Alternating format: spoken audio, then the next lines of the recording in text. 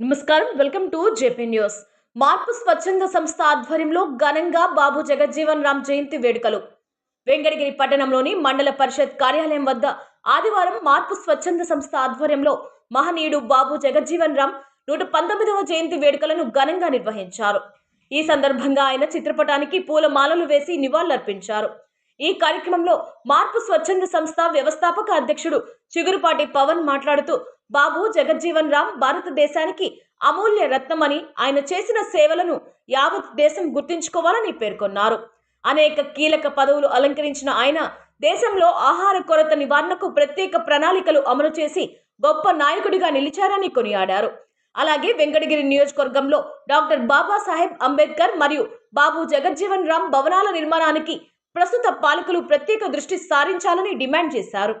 అనంతరం మాట్లాడిన Venkatagiri municipality vice chairman Chatarasi Balayya, Babu Jagjivan Ram పేదలు, బడుగు బలహీన వర్గాల అభ్యున్నతి కోసం మాత్రమే కాకుండా దేశ ప్రజలందరికీ ఆహార భద్రత కల్పించేందుకు విశేష కృషి చేశారని తెలిపారు.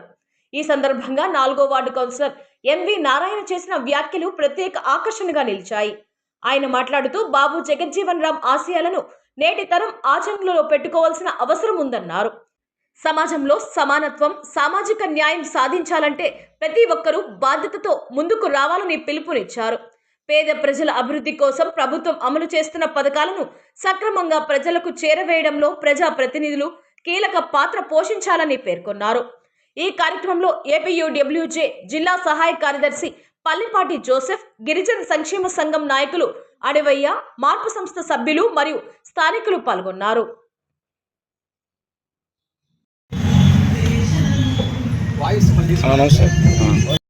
అందరికీ నమస్కారం. భారతదేశ అమూల్య రత్నం, భారతదేశ మాజీ ఉపప్రధానమైనటువంటి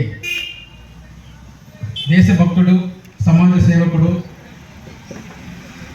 బాబు జగజ్జీవన్ రామ్ గారి 119వ జయంతి పురస్కరించుకొని ఈరోజు మన వెంకటగిరి పట్టణంలో మార్పు సంస్థ ఆధ్వర్యంలో ఈ కార్యక్రమాన్ని ఘనంగా నిర్వహించుకోవడం జరిగింది.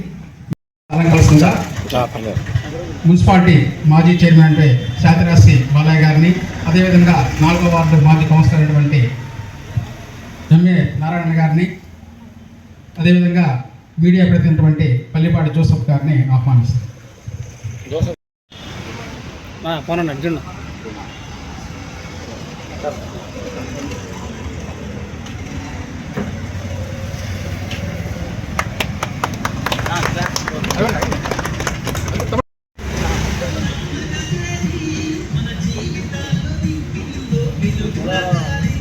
పాటలాపే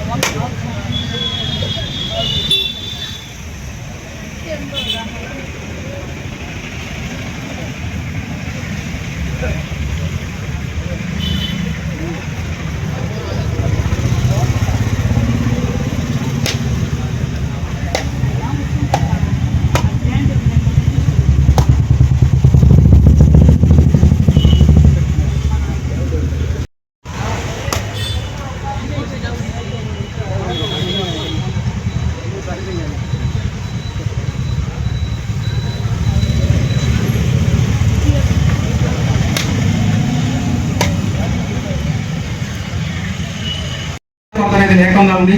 అదేవిధంగా విదేశాంగ మంత్రిగా, అదేవిధంగా పాకిస్తాన్కి ఇండియాకి యుద్ధం జరిగినప్పుడు ఎంతో కృషి చేసి భారతదేశానికి విజయాన్ని అందించడంలో కూడా ఆయన మంత్రిత్వ శాఖలన్నీ కూడా ఎంతో ఉపయోగపడ్డాయి. బడుగు బలహీన వర్గాలకి ఆయన ఎంతగానో సేవ చేశాడు.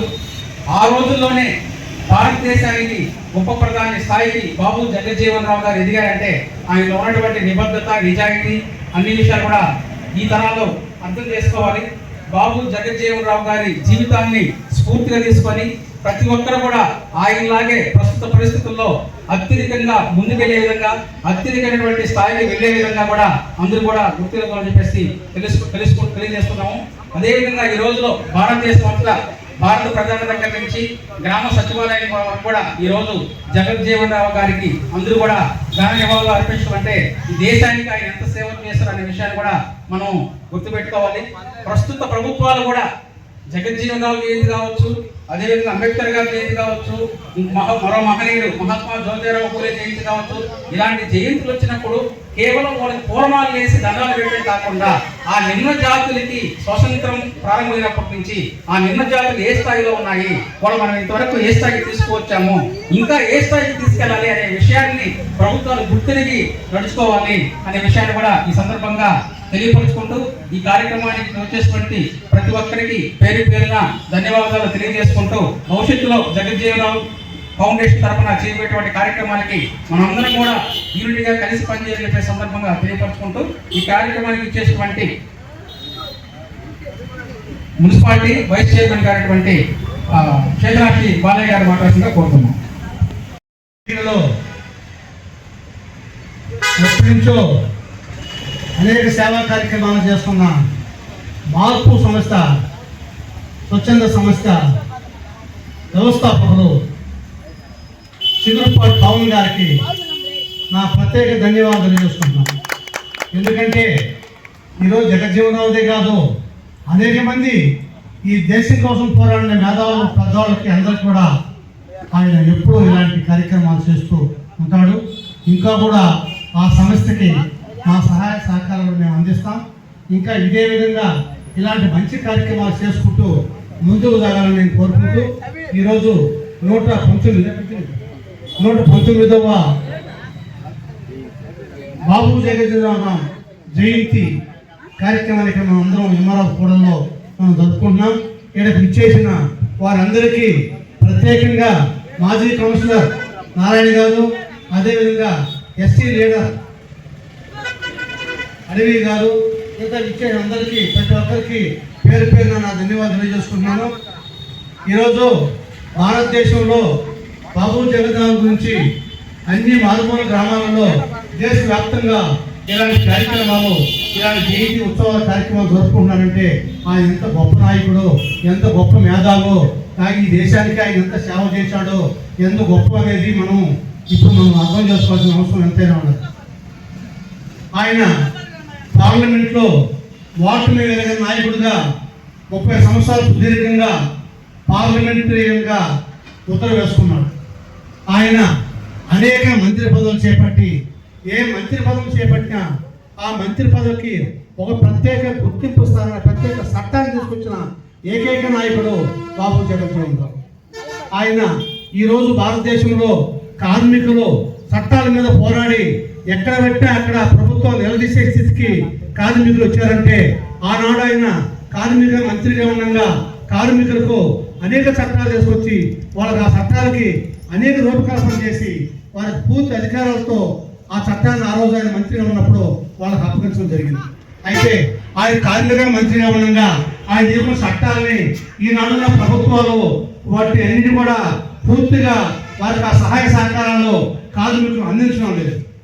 వారికి ఆ రోజు చట్టం చేసిన పెద్దలు మహనీయులు అన్ని ఆలోచించే కార్మికులకి కార్మికుల చట్టాల కోసం వాళ్ళకి ఏం మనం చేయాలా, ఏమి చేస్తే కార్మికులు బాగుపడతారో, ఏ విధంగా కార్మికులు పైకి రావాలంటే అని ఆలోచన చేసి ఆనాడు కార్మిక మంత్రిగా బాబు జగజ్జీవన్ రావు అనేక విధాల చట్టాలు తీసుకొచ్చాడు. ఆ చట్టాలు ఈరోజు ప్రతి ఒక్క ప్రభుత్వం, కేంద్ర ప్రభుత్వం కావచ్చు, రాష్ట్ర ప్రభుత్వాలు కావచ్చు, ఆ చట్టాలను అమలు చేయాలని మేము ఈరోజు ఇక్కడ ఈ సభాముఖంగా బాబు జగజ్జీవన్ రావు జయంతి సభలో మేము డిమాండ్ చేస్తున్నాం. ఆయన కార్మిక చట్టమే కాదు, శాఖలో కూడా ఇదే గుర్తింపు, ఇదే గొప్ప ఆలోచన విధానాలతో తీసుకొచ్చారు. కాబట్టి అలాంటి నాయకుడు భారతదేశంలో ఇంకా ఎంతో మంది గౌరవ ముఖ్యమంత్రి గారు కావచ్చు, అదేవిధంగా గౌరవ డిప్యూటీ సీఎం గారి కావచ్చు, ఇక్కడి నుంచి మేము చేసినటువంటి ఒక చిన్న విన్నపం ఏంటంటే ఆంధ్రప్రదేశ్లో నలుమూలల అంబేద్కర్ భవనాలు, బాబు జగజ్జీవన్ రావు భవనాలు ఎన్నో ఉన్నాయి సార్. కానీ ఒక్క వెంకటగిరిలో మాత్రమే జగజ్జీవన్ రావు భవనం లేదు, అంబేద్కర్ గారి భవనం లేదు. అయితే రాబోయే రోజుల్లో ల్యాండ్ ఆఫ్ కాస్ట్ అనేది చాలా ఎక్కువగా పెరిగే అవకాశాలు ఉంటాయి. మా వెంకటగిరిలో తుఫాన్లు వచ్చినప్పుడు ఏ రాజకీయ పార్టీ అధికారంలో ఉన్నా సరే తుఫాను ప్రభావిత ప్రాంతాల్లోకి వెళ్ళి మీరు సురక్షిత ప్రాంతాలకి తరలిపోండి, ఎయిర్పోర్ట్లో మేము చేస్తామని తుఫాను వచ్చిన రోజు మాత్రమే గొడుగులు వేసుకొని ఫోటోలు తీసుకొని ఏ రాజకీయ పార్టీ అయినా సరే చెప్తూ ఉంటారు సార్. అయితే ఇక్కడ సురక్షిత ప్రాంతానికి ఎక్కడికి వెళ్ళలేదానికి మాత్రం ఇక్కడ ఏమీ లేదు సార్. ఒక బాబు జగజ్జీవన్ రావు భవన్ కానీ అదేవిధంగా ఒక అంబేద్కర్ భవన్ కానీ నిర్మించగలిగితే తుఫాను ప్రభావిత ప్రాంతాల్లో ఎక్కడికి వెళ్ళేదని కూడా వాళ్ళు చెప్పొచ్చు సార్. ఆ డిమాండ్ని ఈరోజు ప్రభుత్వం ముందు దృష్టికి తీసుకెళ్తున్నాం. అదేవిధంగా ఇక్కడ పేదలు వివాహాలు చేసుకోవాలన్నా మరొక కార్యక్రమాలు చేసుకోవాలన్నా కూడా ఇక్కడ ఇటువంటి వసతులు వెంకటగిరిలో లేవు. అయితే ఇక్కడ ఏ కళ్యాణ పండుగ కూడా ఒక చిన్నపాటి మ్యారేజ్ జరగాలన్నా లక్షలతో కూడుకున్న విషయం కాబట్టి దయచేసి పెద్దలు బాబు జగజ్జీవన్ రావు భవనం ఒకటి, అదేవిధంగా అంబేద్కర్ భవనం కూడా ఈ నియోజకవర్గంలో నిర్మించి ఇక్కడ ఉన్నటువంటి ఎస్సీలకి, ఎస్టీలకి, బీసీలకి, ఓసీల్లో ఉండే పేదలకు కూడా న్యాయం చేస్తారని చెప్పేసి ఆ డిమాండ్ రూపంలో రాబోయే రోజుల్లో ఉద్యమ కార్యాచరణ మేము తీసుకున్నాం. కాబట్టి మీడియా ప్రతినిధులంతా కూడా మాకు సహకరించాలి. గౌరవ ప్రభుత్వం కూడా ఉద్యమాలు అనే కాదు లేకుండా ఇది న్యాయమైనటువంటి డిమాండ్ కాబట్టి మీరు దీన్ని సహకరించి 2 భవనాలు ఏర్పాటు చేయాలని చెప్పేసి మిమ్మల్ని సహృదయంగా మనవి చేసుకుంటున్నాను. Thank you sir. ఎవరు ఏమి చేసినా ప్రజల్లోకి ఆ ఒక వార్తలు తీసుకుపోయి ప్రజలకు వినిపించి ప్రజలు మంచి చెడు తెలియజేసే పత్రికా మిత్రులకి నేను వాళ్ళ పేరు చెప్పడం మర్చినాను. వాళ్ళ సేవలు చాలా ముఖ్యము. ఏ నాయకుడు ఏమి చేసినా, ఏ అధికారులు ఏమి చేసినా ప్రజల్లో దృష్టి తీసుకుపోయి ప్రజలకి తెలియజేసే పత్రికలకు అందరికీ, ప్రింట్ మీడియా, ఎలక్ట్రానిక్ మీడియా మొత్తం మీడియా మిత్రులకు అందరికీ నా ప్రత్యేక ధన్యవాదాలు తెలియజేసుకుంటూ చాలా తీసుకుంటాను. 4వ వార్డు మాజీ కౌన్సిలర్ అటువంటి మా అన్న నారాయణ గారిని మాట్లాడుతుందిగా కోరుతున్నాను.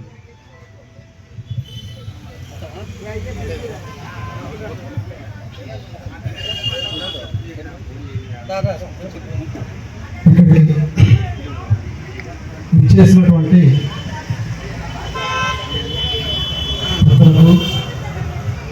అలాగే ఎలక్ట్రానిక్ మీడియా మిత్రులకు, ముఖ్యంగా పవన్ గారికి నా యొక్క హృదయపూర్వకమైనటువంటి నమస్కారాలు.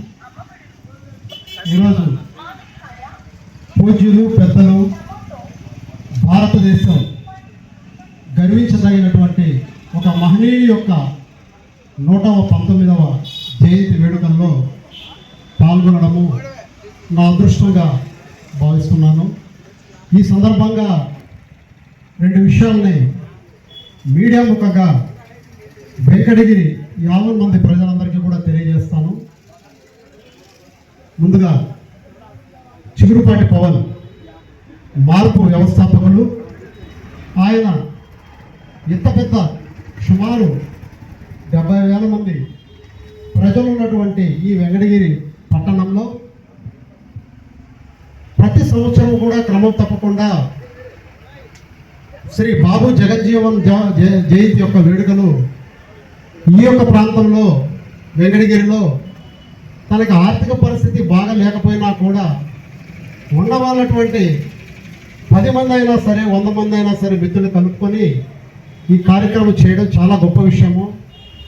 అతను కూడా నిరంతరమైనటువంటి పోరాట యోధుడిగా నేను అభివర్ణిస్తున్నాను.